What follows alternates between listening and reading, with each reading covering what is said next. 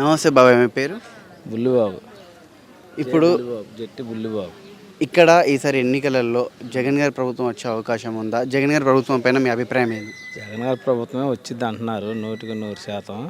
కాకపోతే మా ఊర్లో కొంచెం తేడా ఉంది. పార్టీ నాయకులు కొద్దిగా విభేదాలు చూపించి ఇక్కడ మాదిపల్లి మాదిపల్లి కొంచెం తేడా తగులు వచ్చి అవి చేసి పట్టించుకోలేదు నాయకులు ఎవరు. మామూలుగా అయితే జగన్ గారి పరిపాలన ఎలా అనిపించింది? బాగానే ఉంది. అన్ని అభివృద్ధి అంటే అన్ని పథకాలు అందరికి వస్తున్నాయి.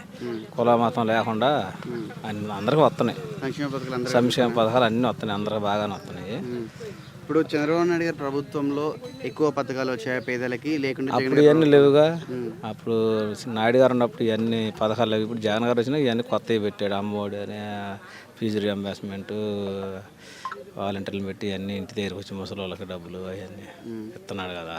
ఇప్పుడు ఈ పథకాలు పెట్టడం వల్ల ప్రజలకు, మీకు ఎక్కువ శాతం పేద ప్రజలకు యూజ్ ఉందంటారా? అసలు యూజ్గానే ఉందిగా. మరి పేదలకి కొద్దిగా డెవలప్మెంట్ అవడానికి కొంచెం సహాయపడుతున్నాయి కదా. ఎందుకంటే అన్ని పథకాలు ఉంటే 75,000 అట్లా వస్తున్నాయి కదా. ప్రజల్ని సోమరిపోతులు చేస్తున్నారని చెప్పేసి చంద్రబాబు నాయుడు గారు అంటే ఒకళ్ళు అట్లా అంటూ ఉంటారు, ఒకళ్ళు ఎట్లా అంటూ ఉంటారు.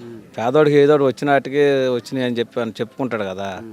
రైతు ఏమైనా ఉండవాడి దగ్గరికి ఉండవాడికి ఆడికి ఏ బాధ లేదు. పేద అంటే 75,000 ఒక కుటుంబంలో అన్ని రకాల పథకాలు వస్తే 75,000 వస్తాయి. ఆడికి కొంచెం ఆర్థికంగా ఉపయోగపడతాయిగా.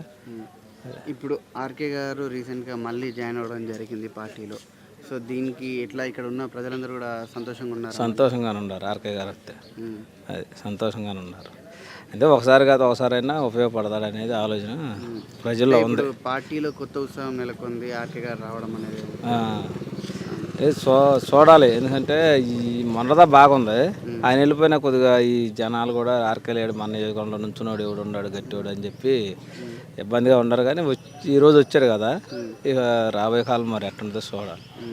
రావడం అయితే మీ అందరికీ ఇష్టంగానే ఉంది. అదే మంచిదే వస్తే. ఎందుకంటే వాళ్ళని ఎదుర్కోవాలంటే మరి టీడీపీ ఈ నియోజకవర్గంలో ఎదుర్కోవాలంటే ఆర్కేనే. ఆర్కే గారి వ్యక్తిత్వం ఎట్లాంటిదండి అసలు? ఆయన వ్యక్తిత్వం ఏమన్నా బాగానే ఉంటాడు, అందరితో సహృదయంగానే ఉంటాడు, అందరినీ కలుపుకొని పోతాడు.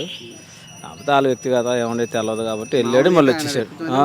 మంచి అందరిని పలరెత్తామని ఏదైనా కానీ మాకు కూడా శ్మశానం తగు వస్తే మాకు కూడా చేశాడు. కాకపోతే నిధులు రానికుండా ఇక్కడ లోకల్ వాళ్ళు కొంచెం నాయకులు ఆపారు.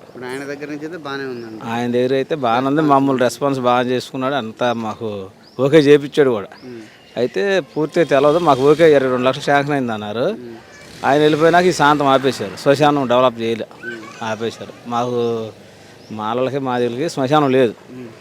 ఎస్ఐన్ ల్యాండ్ ఉంటే దాంట్లో మేము వదిలిపెట్టుకున్న దాన్ని కూడా డెవలప్ చేయకుండా ఇక్కడ లోకల్ నాయకులు ఆపించారు. ఆర్కే అయితే సమ్మతం అందరికీ మంచి. ఆయన రావడంతోనే మళ్ళీ పుంజుకునే అవకాశం ఉంది, ఉత్సాహం ఉంది అందరికీ. అది